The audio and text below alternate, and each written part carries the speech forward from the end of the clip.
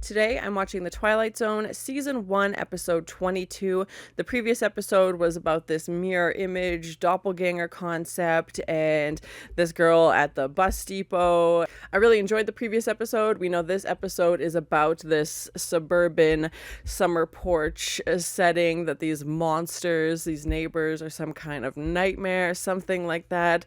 Rod Serling even said, don't chicken out. I'm anticipating this to be a bit of a scarier episode, so I'm very curious to see what this is all about. So thank you so much for sharing and this first time watching with me. If you have any other suggestions for TV shows you think I should watch, please comment below. And if you want to have a say in what movies or TV shows I watch, be sure to join Patreon. And as always, please like, comment, and subscribe to this channel, and check back often for more awesome content. Tree-lined little world of front porch gliders, barbecues, the laughter of children, and the bell of an ice cream vendor. It definitely seems very idyllic, and is reminding me of that previous episode we had where the guy goes back in time. On Maple Street.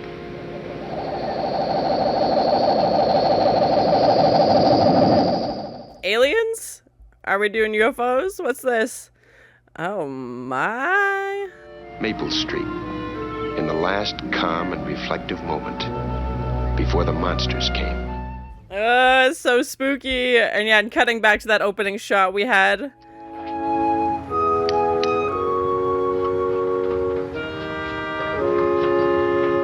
Ever meet the scariest horror movies and stuff, or things that happen in your home, that's supposed to be your safe place, and yeah, the fact that something's gonna happen in this quiet suburban neighborhood. Phones are down, that's the first sign.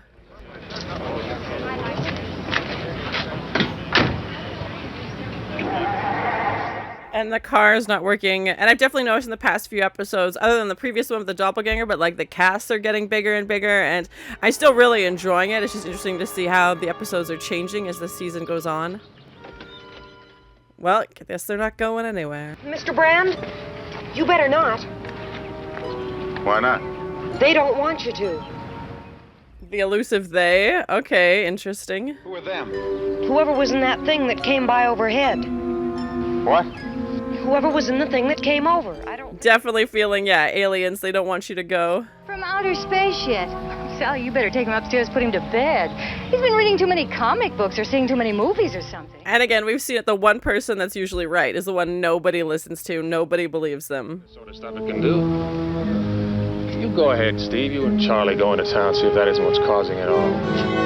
Yeah, and of course they're trying to find a logical way to explain it. Their first guess wouldn't be aliens, obviously. Nobody except... Except who? Except the people they'd sent down ahead of them. They look just like humans, and... Oh, shoot. Tommy, please, son. I like that he's referencing a sci-fi story that he's read, and obviously we're listening, or watching this. 4 people, a mother and a father and 2 kids who looked just like humans. But they weren't. Oh my god, I love it so far. I'm very curious to see where we're gonna go with this. It's reminding me a little bit of They Live, where everybody, obviously the super rich elite, looks like humans, but they're not.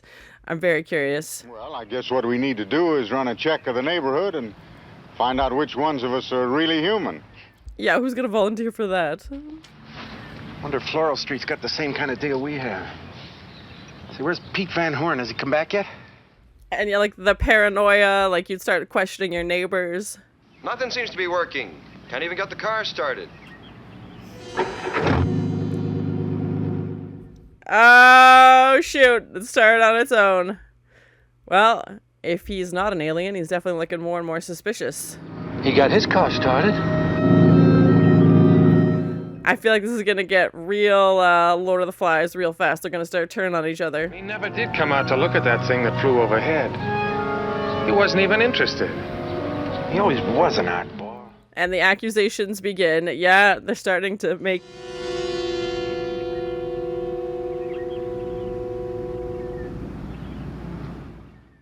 Are the aliens oh, they're on to him, we better turn it off, quick. Monsters from outer space are something different than us. Fifth columnists from the vast beyond. And it's just so scary how quickly they'll turn on each other, and they're like, well, this guy didn't come out to look at it, so he must be guilty. Stops and... That really does it, huh? Really does it. Well, I don't understand it any more than any of you do. Yeah, that's the only, like, evidence they have that he might be one of these aliens. An idea they heard, like, 10 seconds ago. Standing in his yard, just looking up at the sky. That's right, just looking up at the sky. Yeah, and the accusations are starting to build. Like, oh, how dare you look at the sky? Clearly you're an alien. Well, what's the penalty for that? Well, you heard what I said. I said it was insomnia. And just the way they're backing away from him, like he's contagious or something. It's also reminding me of, like, The Thing, like... Scared, frightened rabbits, you. You're sick people, do you know that? You're sick people, all of you. Well, the neighborhood definitely won't be the same after this. In here that's a nightmare. Yeah, they're turning on one of their own. Like you said, he's been there for 5 years, and they're instantly like, well, sometimes he does this, and you can't explain that. And yeah, definitely curious to see where we're going to go. I'm really loving this episode so far. It just doesn't seem right keeping watch on them. Yeah, they're just staying up to watch him now, like waiting for him to do something that they deem strange. Any guy who'd spend his time looking up at the sky early in the morning, there's something that's wrong with that kind of a person. Maybe he's into astrology. Like, there seems like there's a rational explanation for this. Nothing but candles. It's like going back into the Dark Ages or something. And the fact that they've, like, conjured all of this without any proof. You best watch who you're seen with, Steve. Till we get this all straightened out, you ain't exactly above suspicion yourself. How are they going to straighten it out? Take, like, an alien test? Like, come on. This is all speculation. One of them will tip their hand. They got to. There's something you can do, Charlie. You can go inside and keep your mouth shut. Yeah, like, you can't watch him for 24 hours a day. Well, come out now. Your wife's been doing a little talking, Steve, about some of the odd things you've been doing. Oh, and the rumor mill is just spinning and spinning and spinning. Go ahead. What's my wife said? Let's get it all out. Let's pick out every idiosyncrasy of every man, woman, and child on this whole street. Yeah, I think it's an interesting take on, like, conformity, too. Like, you step out of line, one little thing, alien. Basement, working on some kind of radio or something. Well, none of us have ever seen that radio.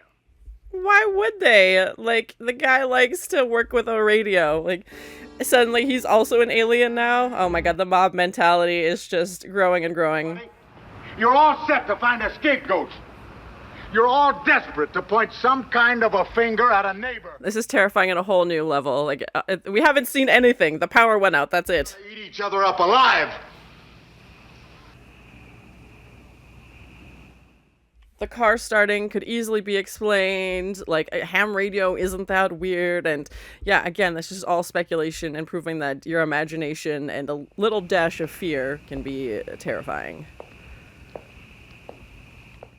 If this is a three-headed alien walking down the street, I will be very scared. It's the monster! It's the monster! Oh my gosh. And that he's all in shadow, and of course just adding to that layer of mystery. We can't see who it is. And there's just giant group of people waiting for them. Oh my god. This is escalating. Daughter, honey, what good is a shotgun? Don't talk, Steve. You're gonna talk us right into a grave. You'd let whatever's out there walk right over us, wouldn't you? Well, this neighborhood's gonna murder somebody out of fear. It's the guy who left. It's the electrician. Oh my god. Oh my god! They just... Oh my god. Yep.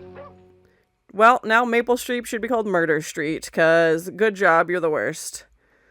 It's the freaking electrician who was playing, like, fixing the power. He's dead. I didn't know who he was. So you figured you'd just shoot him. Oh my god. This is a great episode. A lot to dissect here. He came out of the darkness. How was I supposed to know who he was? You could have talked to him. I don't know, waited 5 seconds, said hello. Steve? You know why I shot him. How was I supposed to know he wasn't a monster or something? Because he's a human being and monsters aren't real. Like... Didn't know it was somebody we knew. Didn't know. And now the power's back on. What about it, Charlie? How come you're the only one with lights now? That's what I'd like to know. And now they're all turning on Charlie, of course. They just keep rotating. Tell us something. Maybe Pete learned something and came back to tell us who it was amongst us we had to look out for. No! Charlie, you better move, because you are not going to be welcome here anymore. Oh. A gag! Charlie, there's a man lying dead in the street and you killed him. Does that look like a gag to you? Yeah, the fear and paranoia just escalated. Oh, Charlie, you're going to have to move. Oh my god. Are they going to stone a man to death? What is happening? Kid! It's Tommy! He's the one! Oh, that's not true. He's just passing the blame, blaming everybody, like... So... But of course, as soon as you suggested, everybody's like, now that I think about it, like, they're just... Kid who knew what was going to happen. Oh my god, we're escalating so fast. How do you know? Make how did you know, Tommy? What's the matter with you people now? Stop! How did you know? How did you know? The population on Maple Street's gonna be dropping dramatically. Oh, poor Tommy. He read it in like a comic book. Terrifying, terrifying in a whole new way. Bob Weaver's place? It's Don's house! It's the Williams house! That's a kid, I tell you! It's Charlie! Escalating, the lights flickering, such a cool effect. All the, Maple Street sign. Oh my gosh. Grabbing bricks. Oh my god. And the close-ups of oh my god.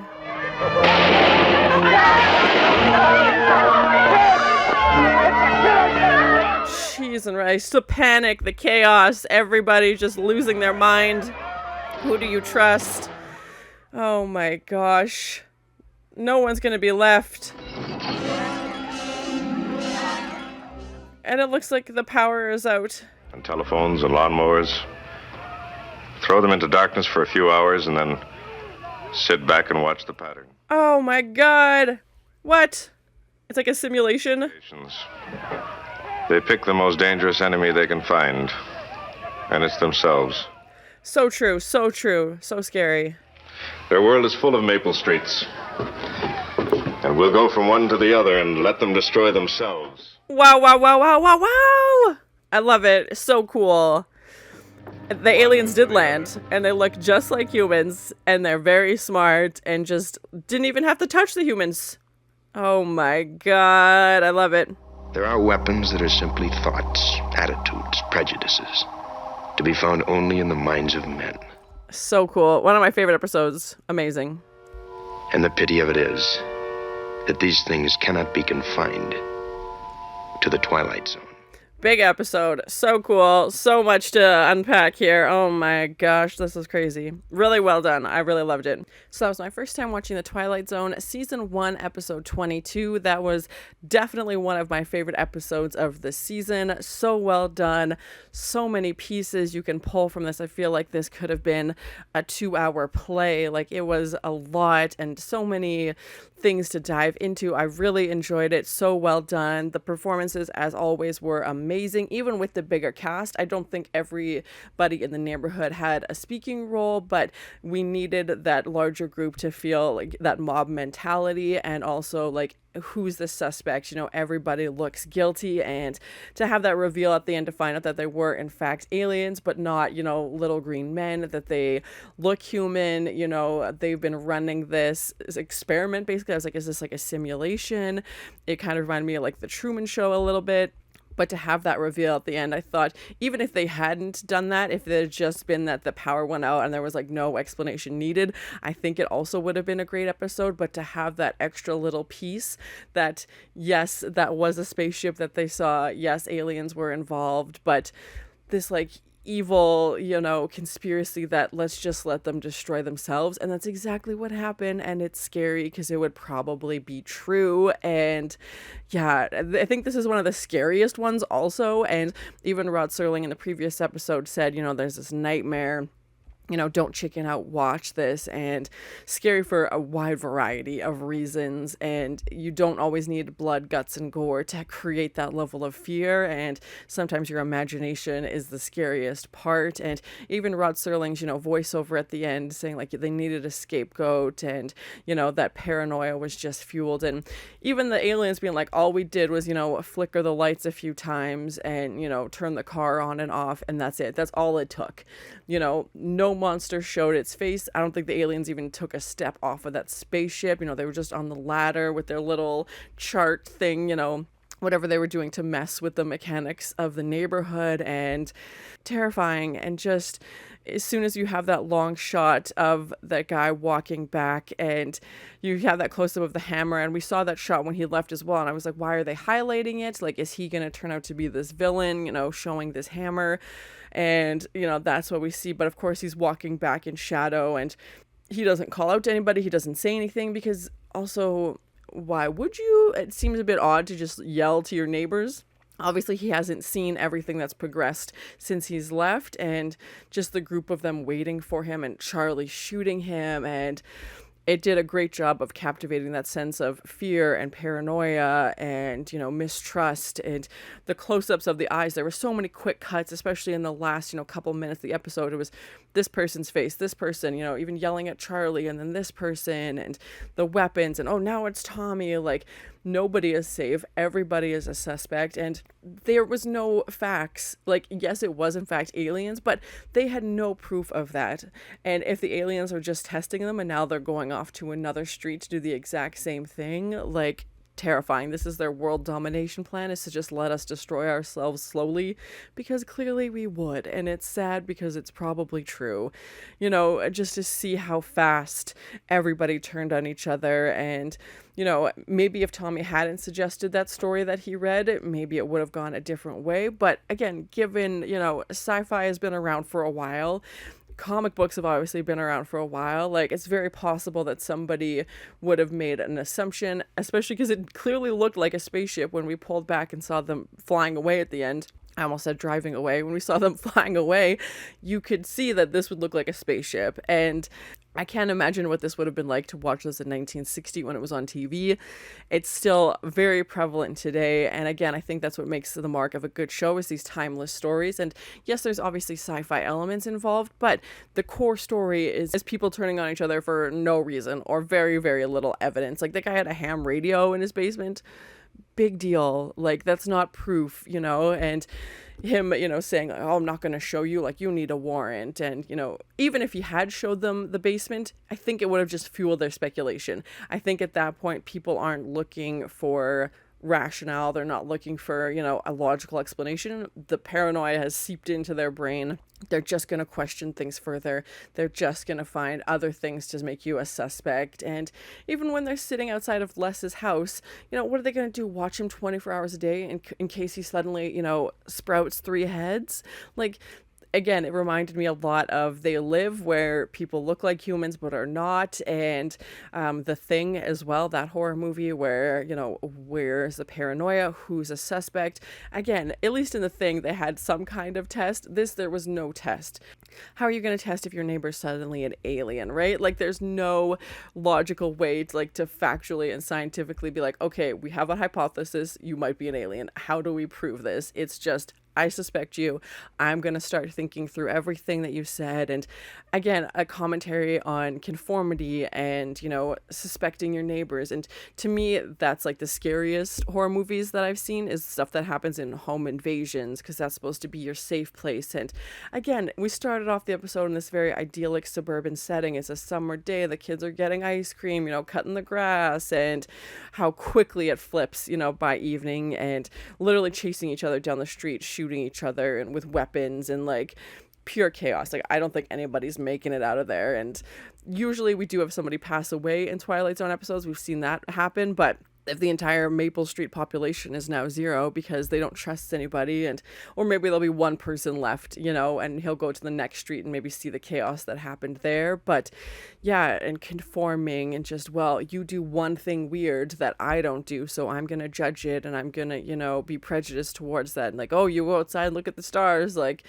it also reminds me a little bit of like the Monty Python sketch about being a witch. This girl knows math. She's a witch. Like, it's just no baseline for any concrete evidence, and instantly suspecting somebody that they're guilty. Like, oh, who are you talking to that ham radio? Like, oh, your wife's been saying this and this, and just like rumors fueled by fear, fueled by lack of information, fueled by, tension, and suspecting everyone. And yeah, literally all Tommy did was say, hey, I read a comic book one time because I'm a kid, and there was here's this story, and then they run with that. Like, that fuels their entire conversation. And you do see them obviously start off, be like, okay, let's think about this. You know, Steve seems to be a little bit more level-headed and is trying to actually think through things. And even Charlie, you know, maybe if they had gone the street over, if Tommy hadn't said anything, it probably would have been a different episode. But again, to me, it doesn't seem out of the norm that a kid would have read a comic book about aliens, you know, and conforming to be just like your neighbor. Like, don't stand out, don't do anything strange,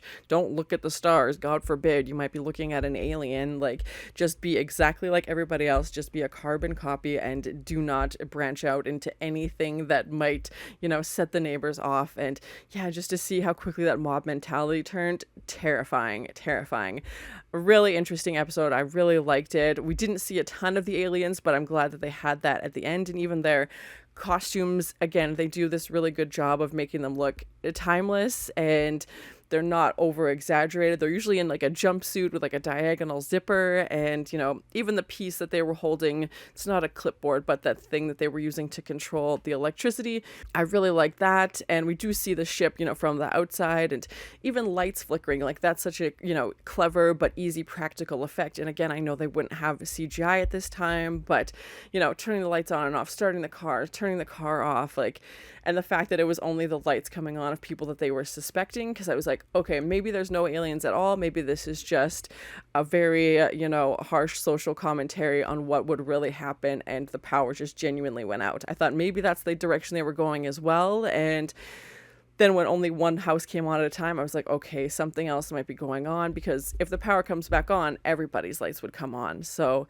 or I was thinking maybe it would be a meteor. They had talked about a meteor as well that maybe hit a power line, and that's why the power went out. Who knows? And then maybe just the car starting. And like, I feel like there was also logical ways to explain that. But once this street, you know, got this mentality, this, you know, story, a theory of aliens, that they just ran with it and took it, you know, obviously way too far, and ended up shooting their own neighbor. Like, again, I feel like this would have been an interesting one to see, you know, when it came on TV in 1960, to see the response people had to it, and how, if they talked about it with their neighbors, what those conversations would have been like. It is fascinating to me, like, to know what that would have been like, to be a fly on the wall, you know, for those conversations, and to see how it was received when it first came out. So yeah, a really good episode. I really enjoyed it. We didn't get a next time on Twilight Zone, so I have no idea what the next episode is about. But yeah, this one, definitely one of my favorites of this season so far. So thank you so much for sharing and this first time watching with me.